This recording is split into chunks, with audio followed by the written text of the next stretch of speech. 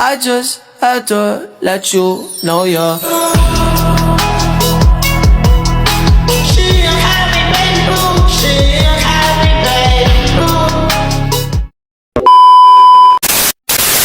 Assalamualaikum warahmatullahi wabarakatuh. Let we introduce ourselves. My name is Kevin Jun Kurniawan. My name is Naila Aprianti. My name is Mutia Ramadhani. My name is Ebit Ismayanti. And we will show you about Khairil Anwar.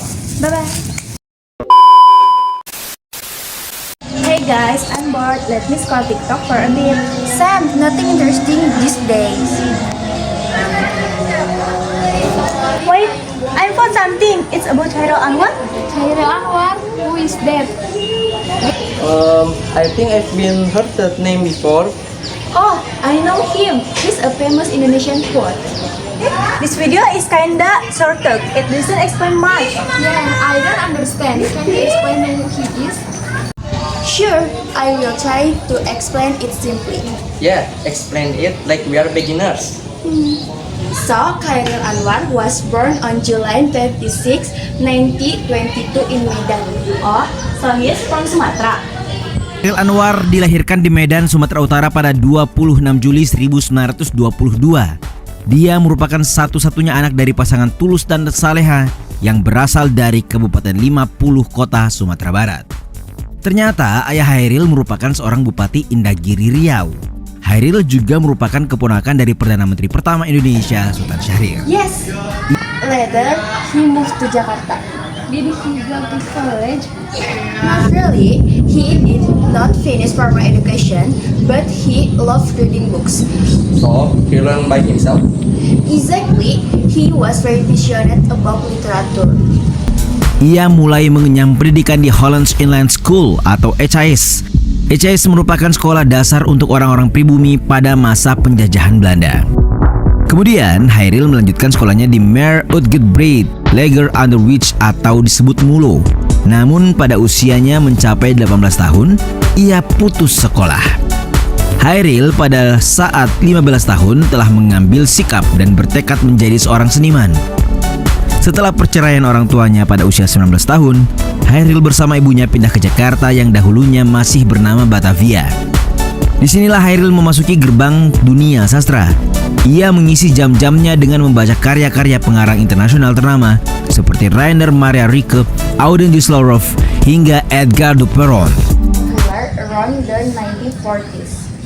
This during Indonesian independence era, right? Gelar sastrawan memang pantas disandang oleh sosok Khairil Anwar. Kontribusinya semasa ia hidup telah memajukan hasanah kesusastraan Indonesia. Ia merupakan penyair yang masuk dalam angkatan 45. Periodisasi angkatan ini lahir sejak Jepang menjajah Indonesia pada tahun 1942. They were both emotional and personal. Like, not the usual old style portrait. Exactly, he broke the traditional rules.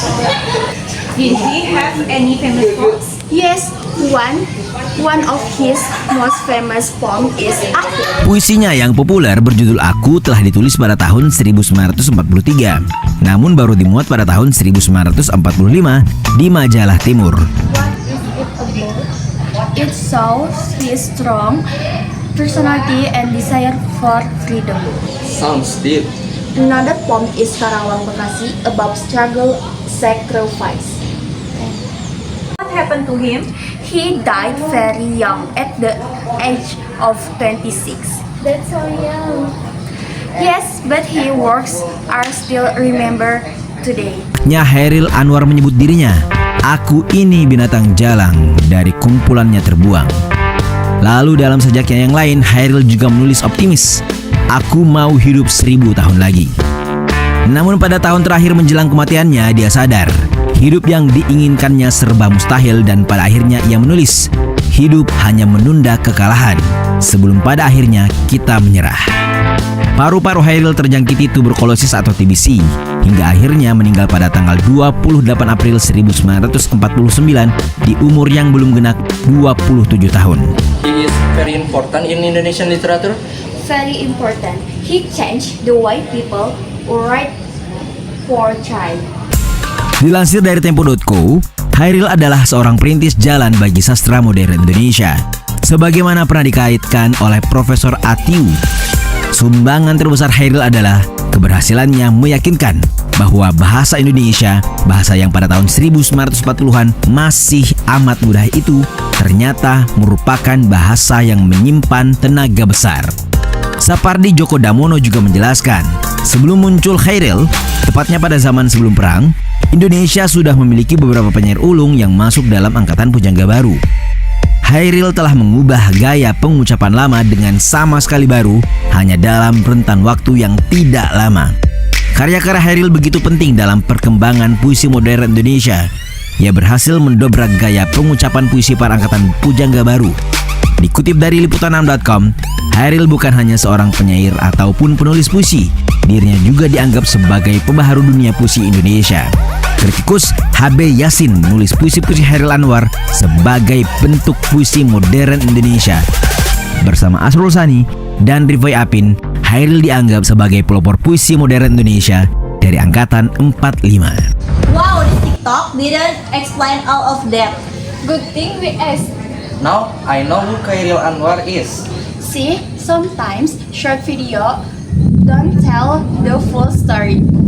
Chairil Anwar was a major Indonesian poet from the 1940s, known for his both modern style. Through poems like Aku and Karawang Bekasi, he expressed freedom and struggle. Although he died at 26, his work greatly influenced Indonesian poetry. Alright guys, thanks for watching. See you next time. I just had to let you know you're